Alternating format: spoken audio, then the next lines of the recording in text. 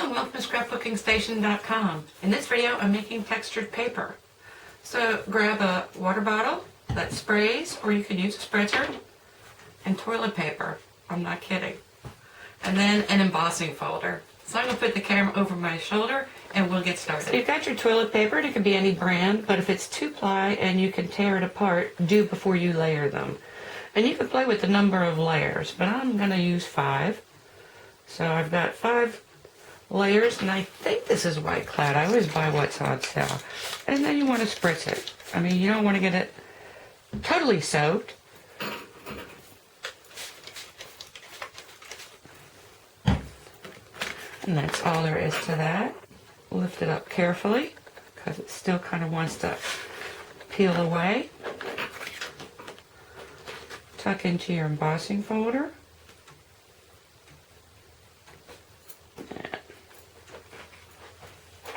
And you want to run it through your big shot.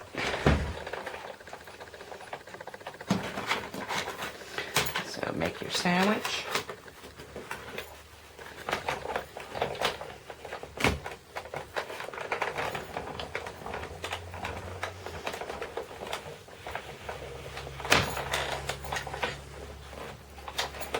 And pull it out.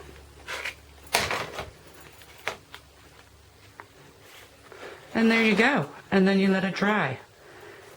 And when you first lift it up, you're thinking, I mean, that's kind of neat, right? And look at that backside. Pretty also. Anyway, it's got to dry completely at this point. And then it is a little bit lighter than the Designer Series paper as far as weight goes. Really pretty. And then once it dries, here, let me move my big shot out of the way. Okay, so here's the panel I just made. And this is the one, like I said, it dries. It's flexible.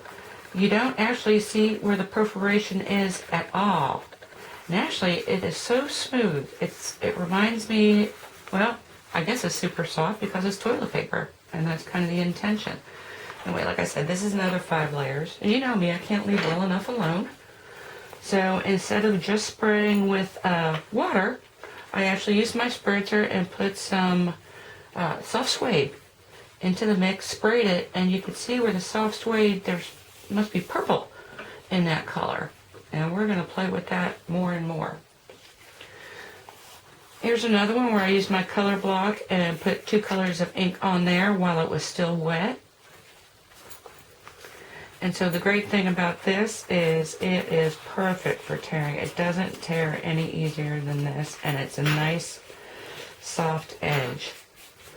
Okay, so this is toilet paper. And then of course your embossing folder, you can do the same things you would with any cardstock. So you ink up the folder itself and then run your toilet paper through and you get something like this. Now the interesting thing is with toilet paper, these colors saturate down to the bottom, and sometimes they're not exactly what they were to begin with. I think this is mellow moss, and when it came across, it's almost a certainly celery color. Anyway, you can start seeing what some of these inks are made up of. And then, the other thing is, I wanted to show you that the paper does punch, and then once dry, you can also ink it. So these have all been punched out and let to dry. And this is actually a framelit, so you can run it through a framelit. The thing that you cannot do is take your paper trimmer and slice it. You have to use scissors if you want to line. Now the other thing I did, of course I'm always trying different things, is I inked it after it dried, and then I respritzed it. And look at the vivid color that is coming out of that. Actually, that is still wet, but certainly darked it up and softened up the color. So that's neat as well. Then, I don't know how many people have textured plates still, but it works brilliantly on textured plates. And let me pull those in because I made another panel this morning. And you can see where it's wet and dry, but it dries single white color. Really pretty. Anyway, these are the textured plates, and of course you need the foam pad and the top for that. But if you still have those, these are great. It's interesting to see the color here. This is the turquoise color But then the back is almost as pretty. Well, actually, I like the back better.